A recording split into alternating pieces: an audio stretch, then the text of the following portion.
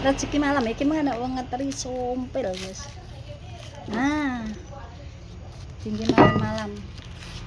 Tepo, mahku ngene iki lak ngarani tepo. Nah, sumpil guys di sini. Iki meng musim yasinan. Lah yasinan ki nang desa iki lek nemahku kon bodho terteran. Golek sing yasinan ngono tanggane bodho diteri. Ngono. Lah iki meng dilalah yasinan iki meng makame sumpil.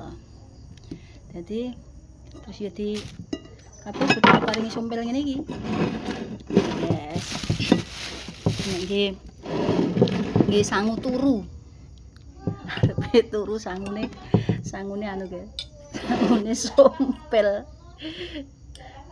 Dan wong desa ya sing ngene iki kok. Pah. Ngene mantap banget kok. Nah, iki lha Pak. Iki Pak Rambak. Bapak Rambak iki ket bodho iki guys anune, tapi kreceke lek kunggureng ya mang. Lek kunggureng ya sore tadi. Anune apa kreceke ket bodho. Bodho sawal. Lah bodho sawal tuku meh 5 kilo guys nggih bodho. Digoreng bodho paling wong sekilo punjul sithik. Dadine isih akeh.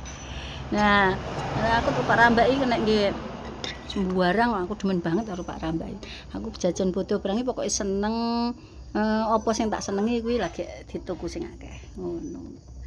Nah, aku iki mulai sumpil monggo.